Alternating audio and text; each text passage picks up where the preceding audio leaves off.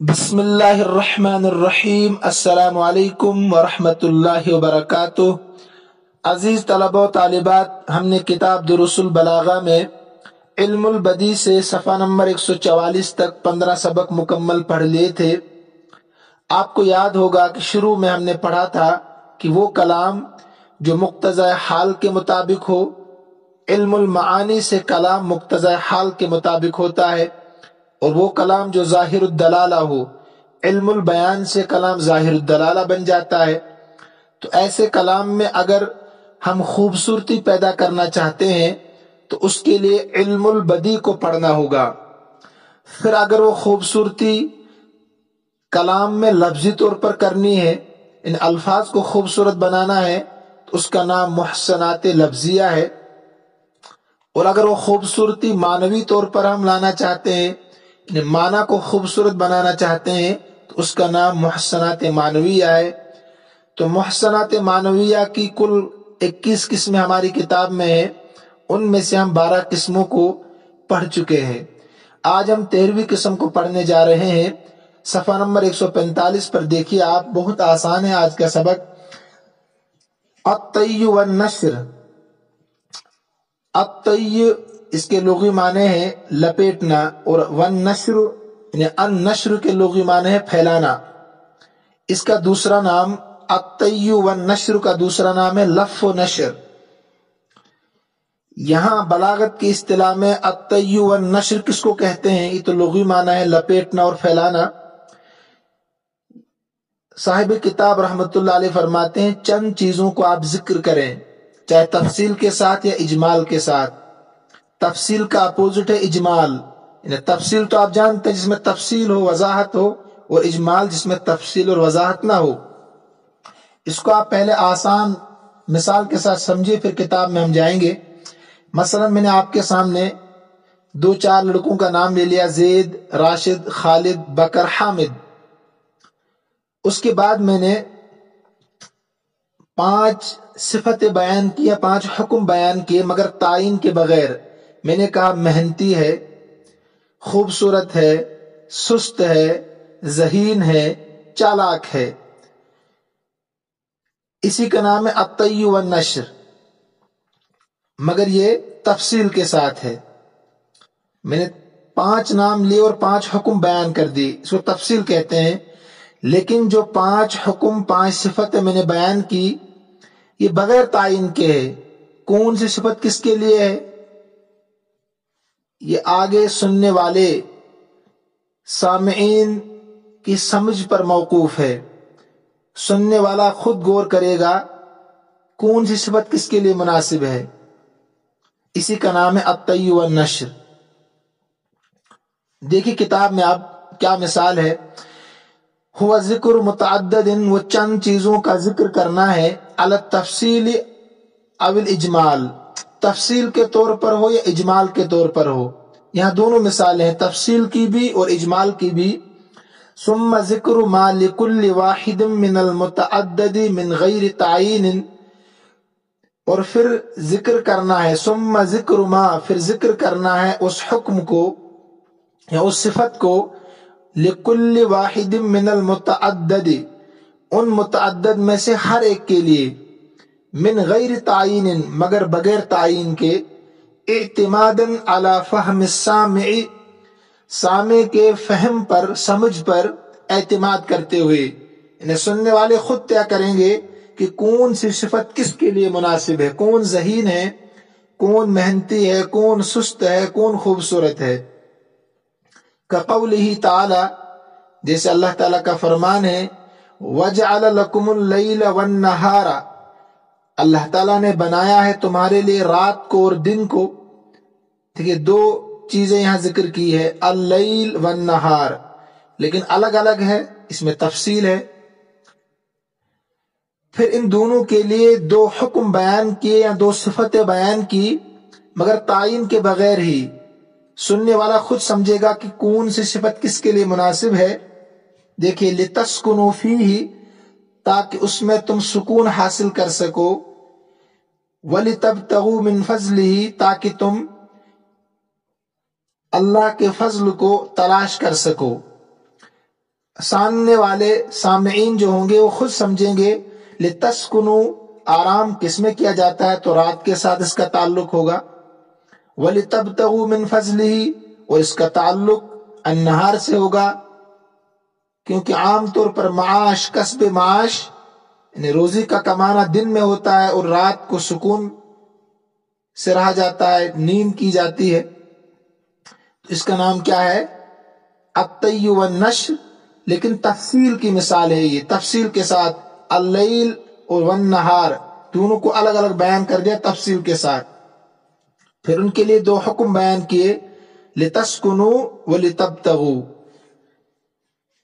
سمجھا رہے ہیں خود، فالسکون راجع الی اللیل، تو سکون جو ہے لوٹنے والا ہے رات کی طرف، والابتغاء اور تلاش کرنا روزی کا راجع لوٹنے والا ہے الی النہار دن کی طرف۔ وَكَقَوْلِ الشاعر جیسے شاعر کا قول، نے محمد بن وہب کا شعر ہے معتصم باللہ کی تعریف میں، معتصم باللہ کی تعریف میں شعر ہے، مگر یہ اجمال کی مثال ہے، اجمال کی۔ ثلاثۃ تشرق الدنیا ببہجتہا، پھر الفاظ دیکھیے، تشرق اشرق یشرق اشراق باب افعال سے روشن کرنا، بہجتن کے معنی آتے ہیں خوبصورتی، باب کرومہ سے آتا ہے یہ، بہج یبہج بہاجتن خوبصورتی بنانا۔ آگے تو بہت آسان ہے، شمس الضحیٰ کے معنی دوپہر کا آفتاب، ضحیٰ یہاں دوپہر کے معنی میں ہے۔ ابو اسحاق جانتے ہیں معتصم باللہ مراد ہے، والقمر چاند۔ دیکھیں اس میں اجمال ہے، ثلاثۃ تشرق الدنیا، جب میں اتنا آپ سے کہوں کہ تین چیزیں دنیا کو روشن کرتی ہے تو آپ غور و فکر میں پڑھیں گے کہ تین چیزیں کون سی ہے۔ اوپر تھا اللیل والنہار، اگر اتنا ہی میں کہتا آپ کو تو آپ پھر سمجھتے، پھر بھی آپ سمجھتے کہ اچھا لیل کے معنی ہے رات اور نہار کے معنی ہے دن، لیکن جب میں آپ سے کہہ رہا ہوں تین چیزیں ہیں جو دنیا کو روشن کرتی ہے تو آپ غور و فکر میں پڑھیں گے کہ نہیں کہ تین چیزیں کون سی ہے، تو اجمال ہے۔ پھر تفصیل آگے آ گئی کہ شمس الضحیٰ و ابو اسحاق یعنی معتصم باللہ والقمر اور چاند ہے۔ تو یہاں پر پہلے تین چیزیں ذکر کی، اس کا نام ہے الطی والنشر اجمال کے ساتھ، مگر اور پھر تین حکم بیان کیے، یہ تفصیل ہو گئی اب۔ تو شمس الضحیٰ پہلی چیز ہے، دنیا کو روشن کرتی ہے، دوپہر کا آفتاب پوری دنیا کو ہر وقت دھوپ پہنچتی ہے پورے دوپہر کے وقت، اور معتصم باللہ اور چاند۔ اس کے بعد چودہویں قسم کیا ہے؟ ارسال المثل والکلام الجامع، ارسال مثل اور کلام جامع کس کو کہتے ہیں؟ هو ان یؤتی بکلام صالح لان یتمثل به فی مواطن کثیرۃ، کہتے ہیں کہ وہ ایسا کلام لایا جائے، ان یؤتی بکلام ایسا کلام لایا جائے، صالح جو صلاحیت رکھتا ہو، تاکہ وہ ضرب المثل یعنی کہاوت بن سکے، صلاحیت رکھتا ہو کہاوت بننے کی، ضرب المثل بننے کی، لأن یتمثل کہ وہ کہاوت بن سکے، ضرب المثل بن سکے، بھی اس کلام کے ذریعے سے، فی مواطن کثیرۃ بہت ساری جگہوں میں، یعنی ایسا کلام آپ لائیں کہ جو کہاوت بن سکے۔ کہاوت جانتے ہیں آپ، ضرب المثل مثال دیتے ہیں سمجھانے کے لیے، اس کا نام ہے ارسال مثل اور کلام جامع، دونوں ایک چیزیں، تھوڑا سا فرق ہے دونوں میں، وہ آگے چل کر ہم پڑھیں گے۔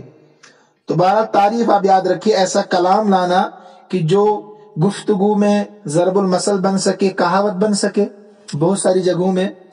والفرق بینہما ان الاول یکون بعض بیت، کہتے ہیں جو پہلا والا ہے ارسال مثل اور کلام جامع میں فرق کیا ہے؟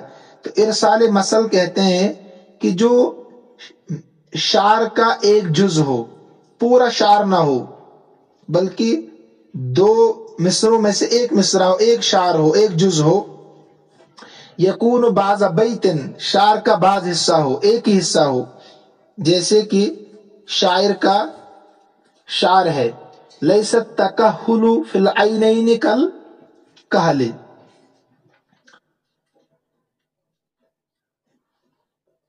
लैसत तकहुल फिल ऐनैन कल कहल, तकहुल के मनाते हैं सुरमा लगाना, ठीक। ऐनैन ये तस्निया है, ऐनुन की आंखें मुराद है, कल कहल से मुराद है सुरमगी की तरह। इसमें कोई लफ्ज मुश्किल नहीं है।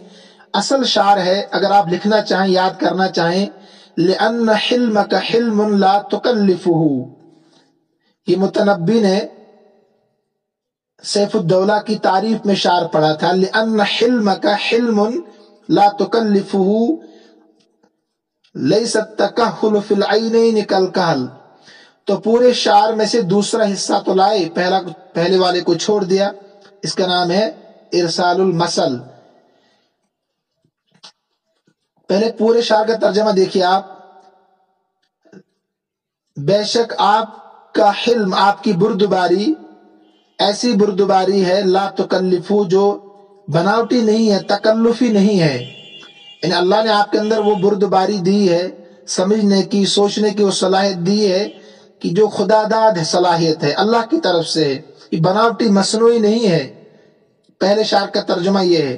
दूसरे का है लैसत तकहुल फिल ऐनैन कल कहल, और नहीं है वो आंखें जिनमें सुरमा डाला जाए। अत्तकहुल फिल ऐनैन ने दोनों आंखों में सुरमा लगाना, अत्तकहुल फिल ऐनैन दोनों आंखों में सुरमा लगाना, कल कहल सुरमगी आंखों की तरह नहीं हो सकती है। इन्हें जब मसनूई खूबसूरती और फितरी खूबसूरती के दरमियान फर्क करना हो, मसनूई और फितरी खूबसूरती के दरमियान फर्क करना, उस वक्त ये मिसाल बोलते हैं लैसत तकहुल फिल ऐनैन कल कहल। इन्हें एक इंसान आंखों में सुरमा डालता है बेचारा, तो एक की आंखें खुद सुरमगी है, तो खूबसूरत तो वही है जिसकी आंखें फितरी तौर पर खूबसूरत है। तो वहां पर मसनूई कहीं पर भी आप फिट कर सकते हैं इस मिसाल को। मसनूई खूबसूरती और फितरी खूबसूरती के दरमियान फर्क करने के लिए आप कह सकते हैं ये लैसत तकहुल फिल ऐनैन कल कहल, कि आंखों में सुरमा लगाना, उनको खूबसूरत बनाना, कल कहल फितरी सुरमगी आंखों की तरह नहीं हो सकती है। तो इसका नाम है इरसालुल मसल।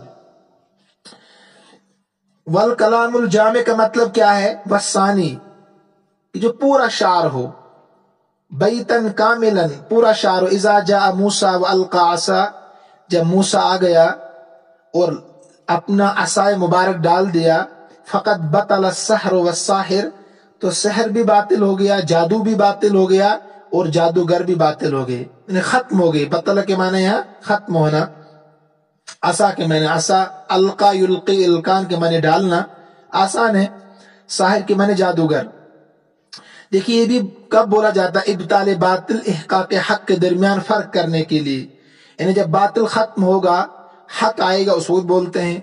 या इससे पहले भी आप बोल सकते हैं, जब आपको उम्मीद हो, उसकी कोशिश कर रहे हो आप हक को गालिब करने की और बातिल को मगलूब करने की, तो उस वक्त ये मिसाल कहावत ज़रबुल मसल पढ़ी जाती है और कही जाती है। इज़ा जा मूसा व अलकल असा फकद बतल सहर व साहिर। यानी ऐसा हुआ था ना, मूसा अलैहिस्सलाम का जो असा था, तमाम मिस्र के जादूगर बेचारे सजदे में गिर गए और उनका जो तमाशा था वो सब निगल गया, वो असा। बहरहाल नंबर 15 अल मुबालगा। मुबालगा किसको कहते हैं? इससे भी कलाम में खूबसूरती पैदा होती है इन चीजों से। हिय इद्दिआउ बुलूग वस्फिन फी शिद्दति अव इज़्ज़ाफ हद्दन यबउदु अव यस्तहील। कहते हैं किसी वस्फ में मुबालगा करना है, किसी सिफत में मुबालगा का दावा करना है, शिद्दत में या ज़ौफ में। किसी सिफत को इतना बढ़ा चढ़ाकर पेश करना जो अक्ल के भी खिलाफ हो और नामुमकिन हो, या किसी सिफत में इतनी कमजोरी बयान करना कि जो अक्ल से भी दूर हो और नामुमकिन हो, इसका नाम है अल मुबालगा। ये इद्दिआउ बुलूग वस्फिन, वो दावा करना है किसी वस्फ के इंतहा पहुंचने का। बुलूग के माने पहुंचना, किसी वस्फ के इंतहा दर्जे तक पहुंचने का। किसमें? शिद्दत में, अब ज़ौफ या कमजोरी में। हद्दन बे इंतहा, यबउदु जो بالکل کیا ہو، عقل سے دور ہو، او یستحیل یا ناممکن ہو۔ اس کی تین قسمیں ہیں۔ وتنقسم الی ثلاثۃ اقسام، تین قسمیں ہیں۔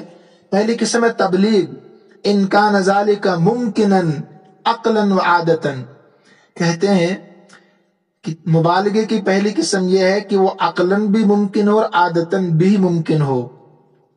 جیسے اس کا قول گھوڑے کی تعریف میں، فی وصف فرس، گھوڑے کی تعریف میں، اذا ما سابقته الريح فرت والقت فی ید الريح التراب۔ الفاظ دیکھیے پہلے، سابق یسابق مسابقتا، اس کے معنی آتے ہیں سبقت کرنا، ایک دوسرے سے آگے بڑھنا۔ ریح ہوا جانتے ہیں، فرت کے معنی بھاگنا، یہاں معنی آگے نکلنا، فر یفر کے معنی بھاگنا، یہاں مراد آگے نکلنا۔ القا یلقی القان کے معنی ڈالنا، ریح ریح، التراب کے معنی مٹی۔ یہاں اصل میں گھوڑے کی تعریف کر رہا ہے شاعر، لیکن مبالغہ کر دیا، لیکن یہ عقلاً بھی ممکن ہے اور عادتاً بھی ایسا ہوتا ہے، لیکن مبالغہ بے انتہا، کبھی کبھی ہوتا ہے مگر ہوتا ہے۔ کہتے ہیں کہ اگر ہوا اور گھوڑے کا مقابلہ کرایا جائے تو میرا گھوڑا اتنا تیز ہے کہ وہ ہوا کے دامن میں، یعنی ہوا پیچھے رہ جاتی ہے اور گھوڑا آگے جاتا ہے، اور گھوڑے کے پیروں سے اڑی ہوئی گرد و غبار ہوا اپنے دامن میں بھر لیتی ہے، یعنی وہ گرد آلود ہو جاتی ہے وہ ہوا، اتنا تیز رفتار میرا گھوڑا ہے۔ دیکھیے آپ آگے، یہاں سابقت مؤنث کا لایا گھوڑی، اذا ما سابقت ہر ریح، جب ہوا اس سے، یعنی گھوڑی سے آگے بڑھنے میں مقابلہ کرتی ہے۔ اذا ما سابقت الریح، جب ہوا اس گھوڑی سے آگے بڑھنے میں مقابلہ کرتی ہے، فرت تو آگے نکل جاتی ہے، یعنی وہ گھوڑی آگے نکل جاتی ہے، وہ القت، وہ ڈال دیتی ہے، فی ید الریح، ہوا کے ہاتھ میں، الترابہ، مٹی کو، گرد و غبار کو۔ تو اس سے بھی کلام میں خوبصورتی ہوتی معنوی اعتبار سے۔ اگر یہ کلام آپ کہیں پیش کریں اپنے کسی چیز کی تعریف میں جو واقعتاً قابل تعریف ہو، تو اس شعر کو پڑھنے سے، اسی طرح کا اپنا شعر آپ بنائیں تو کلام میں خوبصورتی پیدا ہوگی معنوی طور پر۔ آگے دیکھیے آپ، اغراق، مبالغے کی دوسری قسم ہے اغراق، ان کانا ممکنا عقلا لا عادتاً، کہتے ہیں عقلاً تو ممکن ہو مگر عادتاً ایسا نہ ہو۔ تو اتنا مبالغہ آپ کر رہے ہیں کسی کی تعریف میں کہ عقلاً تو ممکن ہے مگر عادتاً ایسا ہوتا نہیں ہے۔ کہتے ہیں نکرم جارنا ما دام فینا ونتبعہ الکرامۃ حیث مالا۔ اکرم یکرم، اکرام کے معنی تعظیم کرنا، احترام کرنا، احسان کرنا۔ جارن پڑوسی کہتے ہیں، جمع جیران۔ نتبعہ، اتبع یتبع، اتباع باب افعال سے پیچھے لگانا، پیچھے لگانا، کرامت کے معنی وہ احسان۔ یہ شاعر کہتا ہے کہ نکرم جارنا، ہم اپنے پڑوسی کا بے حد احترام کرتے ہیں، عزت کرتے ہیں اپنے پڑوسی کی، احسان کرتے ہیں اس پر، ما دام فینا، جب تک کہ وہ ہمارے ساتھ رہتا ہے، ہمارے پڑوس میں رہتا ہے، ونتبعہ الکرامۃ، اور اس کے بعد بھی ہم شرافت ہی کا معاملہ کرتے ہیں، ونتبعہ، اس کے ساتھ احسان ہی کرتے ہیں، نتبعہ، اس کے پیچھے بھی الکرامت، احسان کا برتاؤ کرتے ہیں اس کے ساتھ، حیث مالا، جب وہ پڑوس میں نہیں رہتا ہے۔ مثلا آپ کا ایک پڑوسی ہے، جب تک آپ کے پڑوس میں آپ اس کی خاطرداری کرتے ہیں، اس پر احسان کرتے ہیں، اس کی دیکھ بھال کرتے ہیں، اب وہ جموں منتقل ہو گیا، وہاں مکان بنا لیا، شفٹ ہو گیا، آپ کہتے ہیں کہ ہم وہاں بھی جا کر اس کا خیال رکھتے ہیں، گھر میں اچھا سالن بنتا ہے وہاں پہنچاتے ہیں۔ کہتے ہیں یہ عقلاً تو ممکن ہے، یعنی کوئی ایسا کر سکتا ہے، لیکن عادتاً ایسا نہیں ہوتا۔ اب تو اتنی خود غرضیاں لوگوں میں آ گئی ہے کہ ہمسایہ جب ہمسایہ پڑوس میں رہتا ہے تب نہیں کرتے ہیں اتنی اس کی خاطرداری، جب وہ بیچارہ جموں منتقل ہو جائے، وہاں مکان بنائے، تو پھر وہاں کون جا کر اس کی خاطرداری کرے گا؟ کہتے ہیں عادتاً ایسا نہیں ہوتا ہے، تو آپ نے بے حد مبالغہ کر دیا۔ مبالغہ تو پڑھ رہے ہیں نا ہم۔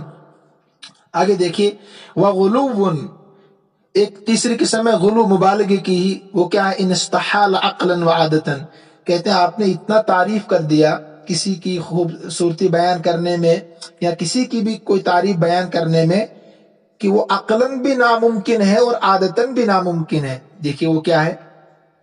تکاد قصیہ من غیر رام تمکن فی قلوبہم النبالا، پہلے الفاظ دیکھیے، قصیٌ اس کی واحد ہے قوس، کمان کو کہتے ہیں، رام اس میں فائل ہے پھینکنا، رما یرمی سے تیر اندازی کرنا، یہاں رام اس میں فائل کا صیغہ ہے۔ مکن یمکن تمکین باب تفعیل سے ہے، چبھا دینا، یعنی تیر کو کسی کے جسم میں چبھونا۔ نبال واحد نبلن، اس کے معنی تیر ہے۔ ترجمہ دیکھیے، قریب ہے قصیہ اس کی، انہیں پہلے مطلب سمجھے اس کا، شاعر اپنے ممدوح کی کمان کی بے حد تعریف کر رہا ہے۔ کمان انہیں جس میں تیر کو رکھا جاتا ہے پھر چلایا جاتا ہے، کمان جو گول ہوتی ہے نا، پھر تیر کو اس میں پھنساتے ہیں اور وہ پھر اس کو پھینکا جاتا ہے اس سے۔ شاعر اپنے محبوب کی کمانوں کی بے حد تعریف کر رہا ہے۔ قریب ہے قصیہ اس کی کمان ہے محبوب کی، من غیر رامن بغیر تیر انداز کے ہی، رامن تیر انداز کرنے والا، تیر پھینکنے والا، بغیر تیر انداز کے ہی، تمکن فی قلوبہم چب جائیں، فی قلوبہم دشمنوں کے، چبہ دیں، یہ متعدی ہے، تمکنو چبہ دیں، فی قلوبہم دشمنوں کے دلوں میں، النبالا تیر کو۔ دیکھیے یہ ایسی چیز بیان کر رہا ہے شاعر جو عقلاً بھی ناممکن ہے اور عادتاً بھی ناممکن ہے۔ ایک بندوق آپ کے پاس ہے، اس زمانے میں آپ یوں سمجھیے، لیکن چلانے والا نہیں ہے، تو بغیر چلائے گولی کیسے دشمن کے پیٹ میں جائے گی؟ ناممکن ہے نا۔ تو عادتاً بھی ناممکن اور عقلاً بھی ناممکن ہے، اسی کا نام ہے مبالغہ۔ المغایرۃ ہی مدح الشیء، 16ویں قسم کیا ہے؟ محسنات معنویہ کی مغایرہ، مغایرہ کا معنی مخالفت، اپوزٹ ہونا۔ ہی مدح الشیء بعد ذمہ او عکسہ، ایک چیز کی آپ پہلے مذمت کر رہے ہیں، یعنی برائی کر رہے ہیں، اس کے بعد اس کی تعریف کر رہے ہیں۔ ذمن کے معنی مذمت کرنا، برائی کرنا، او عکسہ مدح الشیء کسی کی تعریف کرنا مذمت کے بعد، پہلے آپ نے مذمت کی اس کے بعد تعریف کر رہے ہیں، مدح کے معنی تعریف کرنا، یا الٹا کر رہے ہیں آپ، پہلے آپ نے تعریف کی اس کے بعد مذمت کر رہے ہیں۔ او عکسہ کا مطلب یہ ہے کقولہ فی مدح الدینار، جیسے کہ دینار کی تعریف میں صاحب مقامات علامہ حریری رحمت اللہ علیہ نے جو دینار ہوتے ہیں نا پیسے، پہلے اس کی مذمت کی، برائی بیان کی، اس کے بعد اس کی تعریف کر دی، اس کا نام ہے مغایرت۔ پہلے اس نے کیا کہا تھا؟ پہلے نیچلے والا شعر دیکھیے آپ، تبا لہ من خادع ممازق، اس نے کہا تبا لہ اس کے لیے ہلاکت ہو، دینار کے لیے یعنی پیسوں کے لیے تباہی بربادی ہو، من خادع دھوکے باز بھی ہے، ممازق اور منافق بھی ہے۔ دھوکے باز کیسے ہے کہ میری جیب میں ابھی 10,000 روپے ہے، مجھے کوئی چیز پسند آ گئی، میں نے خرید لی، 10,000 اس کو دے دیے، تو ابھی میری جیب میں تھا، ابھی اس کے پاس چلا گیا، تو دھوکے باز ہے نا۔ دنیا میں ایسی لوگ آج دھوکے باز ہے، موسم کی طرح لوگ بدلتے ہیں کہ نہیں۔ ممازق منافق بھی ہے، میری جیب میں تھا تو میری تعریف کر رہے تھے لوگ، واہ واہ کر رہے تھے، اب اس کی جیب میں چلا گیا تو اس کی واہ واہ کر رہی ہے، منافق کی خصلت ہوتی ہے۔ تو پہلے اس نے اس کی برائی بیان کی، لیکن پھر اس کے بعد کہا کہ چلو اس کی تعریف بھی کرتے ہیں، کبھی کبھی کام بھی آتا ہے۔ اس نے کہا پھر اوپر جائیے آپ، اب اکرم بھی کتنا پیارا ہے، اکرم بھی کتنا پیارا ہے، کتنا عزیز ہے، اسفرا راقت سفرتہ جس کی زردی بھلی معلوم ہوتی ہے، اکرم بھی اسفرا راقت سفرتہ جس کی زردی، یعنی سفرتہ کے معنی زردی، راقت کے معنی یہاں بھلی معلوم ہونا، اچھی معلوم ہونا، کہ جس کی زردی اچھی معلوم ہوتی ہے۔ تو اب تعریف کر دی، پہلے مذمت پھر تعریف۔ اس کے بعد ہے 17ویں قسم، یعنی عکسو خود سمجھ سکتے ہیں آپ، پہلے آپ کسی کی تعریف کریں پھر مذمت کریں، اس کی مثال یہاں نہیں دی ہے۔ ताकीद मदह बिमा युशबिहु ज़म, मदह की ताकीद करना जो ज़म के मुशाबा हो, मदह की ताकीद करना जो ज़म के मुशाबा हो। मसलन आपने कोई सिफत लाई, सिफत मदह, उस सिफत मदह की आप मजीद क्या करना चाहते हैं, ताकीद पैदा करना चाहते हैं, इन्हें दूसरी सिफत लाना चाहते हैं, यह हुआ ताकीदुल मदह, तारीफ की ताकीद लाना, लेकिन ऐसे अल्फाज के साथ जो बज़ाहिर मजम्मत के मुशाबा हो, बुराई के मुशाबा हो। कहते हैं उसकी दो किस्में हैं। कितनी किस्में? दो। पहली किस्म क्या है? पहली किस्म यह है अन युस्तस्ना मिन सिफत ज़म्मिन मनफियतिन, उनमें से एक यह है कि मजम्मत की मनफी सिफत में से, अल्फाज देखिए, मजम्मत की मनफी सिफत में से, थोड़ा गौर करें आप, अकल शरीफ का इस्तेमाल करें, समझ में आएगा। मजम्मत की मनफी सिफत में से सिफत मदह का अन युस्तस्ना इस्तिस्ना किया जाए। फिर तर्जमा देखिए, थोड़ा मुश्किल है। इनमें से एक यह है अहदहुमा, क्या कि मजम्मत की मनफी सिफत में से सिफत मदह का इस्तिस्ना कर लिया जाए, अलग कर ली जाए। अला तकदीर दुखूलिहा फीहा, इस तौर पर कि वो सिफत उसमें दाखिल है, सिफत मनफिया में दाखिल है, यानी सिफत मदहिया के मजम्मत की सिफत में दाखिल होने की तकदीर पर, तकदीर में फर्ज कर लें आप, अला तकदीर आप मान लें, दुखूलिहा फीहा, सिफत मदहिया के मजम्मत की सिफत में दाखिल होने की तकदीर पर। अब मिसाल में आइए आप, ला ऐब फीहिम, उनमें कोई ऐब नहीं है। इन्हें जंगजू की तारीफ कर रहा शायर, उनमें कोई ऐब नहीं है। पहले अल्फाज देखिए आप, ये भूल जाता हूं मैं, आप ऐब तो जानते हैं। सुयूफ, सैफ की जमा तलवार। फुलूल, इसकी बात आती है फल्लुन, इसकी बात आती है फल्लुन, तलवार की धार में दंदाने पड़ना, टूट जाना। दंदाना जानते हैं ना, जिससे काटा जाता है, तेज जिससे होते, जैसे छुरी है, चाकू वगैरह है। तो अगर आप उसमें लोहा मारे या पत्थर मारे तो उसकी जो तेज धार है ना, वो टूट जाती है, उसको कहते हैं फुलूल। तो तलवार की धार में दंदाने पड़ना, फुलूल के माने। फल्लुन वाहिद इसकी। क़िराउन, कारा युकारी मुकारातन के माने आते हैं नेजाबाजी करना, जंग करना। कताइब, कतीबतन वाहिद इसका माना आते हैं सवारों का दस्ता, सवारों का दस्ता। अल्फाज हो गए। अब आप देखिए, शायर जो है यहां पर जंगजू की तारीफ कर रहा है, लेकिन देखिए इन्होंने कहा सिफत मजम्मत की मनफी सिफत में से सिफत मदह का इस्तिस्ना किया जाए, तो ला ऐब फीहिम, ये मजम्मत की मनफी सिफत में से, मजम्मत की मनफी सिफत है ना, ला है ना, ला ऐब फीहिम, उनमें कोई ऐब नहीं है। इसी सिफत में से सिफत मदहिया को निकाल रहा है, मगर लग रहा ऐसा कि ये तो बुराई हो रही होगी। मैं आपसे कहूं कि फला इंसान में कोई ऐब नहीं, ऐसे समझो आप इसको, फला इंसान में कोई ऐब नहीं है सिवाय इसके कि, अब आप क्या समझे, आप ये समझे कि शायद एक ऐब होगा, कोई नहीं कोई बुराई उसमें होगी। तो जो मैं कह रहा हूं ना कि सिवाय इसके, तो आप सुनते ही ये समझ गए होंगे कि इसमें कोई न कोई ऐब होगा, लेकिन हकीकत में ये मनफी तो है, लेकिन ये मुस्बत ही है। इसमें अब आगे मैं जो कहूंगा उससे तारीफ ही तारीफ निकलेगी। इसी को इन्होंने कहा कि मदाह की ताकीद लाना ऐसे अल्फाज के साथ जो ज़म के मुशाबा हो, मगर हकीकत में वो तारीफ हो।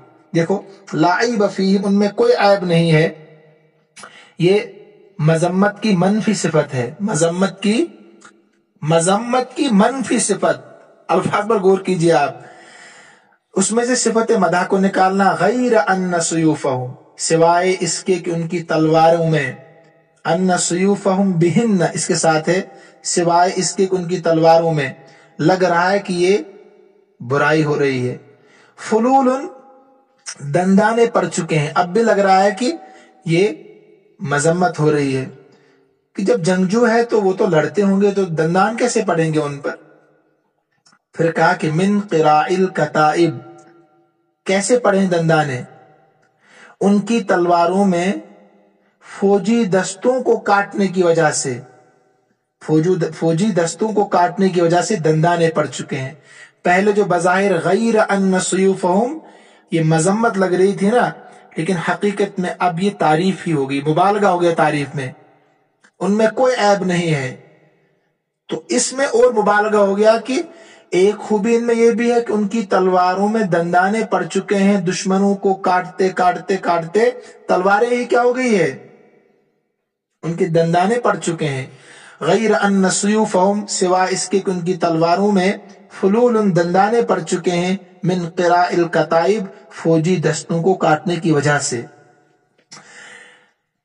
दूसरी किस्म ताकीदुल मदह बिमा युशबिहु ज़म आई युस्बित लिशैइन सिफत मदहिन, आप किसी इंसान के लिए मदह की कोई सिफत लाएं, मदह की कोई तारीफ करें आप किसी की एक सिफत के साथ, लेकिन साबित करें किसी चीज के लिए मदह की सिफत यानी तारीफ की सिफत।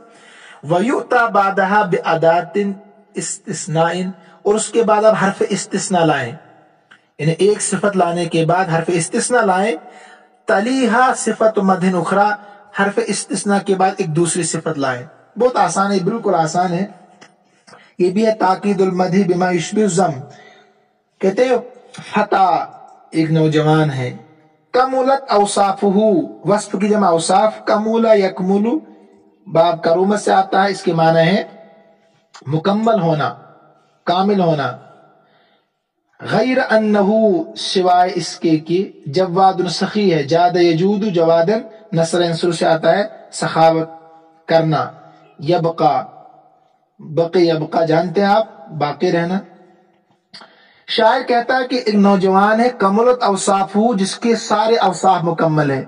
अब क्या बचा यहां, जब उसके औसाफ मुकम्मल है तो गैर सिवाय इसके, जब मैंने कहा सिवाय इसके तो आप सोच रहे होंगे औसाफ तो सारे मुकम्मल है मगर शायद एक कमी है। जब गैर कहा ना मैंने, इसी का नाम है ताकीदुल मदही बिमा युशबिहु ज़म, मदह की ताकीद लाना ऐसे अल्फाज से जो बज़ाहिर लग रहा हो कि इससे मजम्मत होगी अब, लेकिन हकीकत में तारीफ ही तारीफ हो ऊपर की तरह।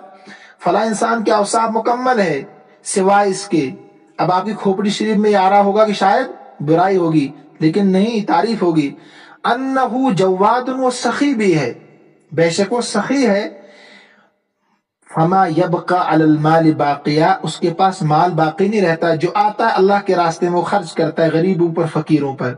तो अब जब आपने गौर किया पूरे अल्फाजों पर, पता चला कि ये तो कमुलत औसाफू की ताकीद है, पहली सिफत की ताकीद है। इसी का नाम है ताकीदुल मदही बिमा युशबिहु ज़म।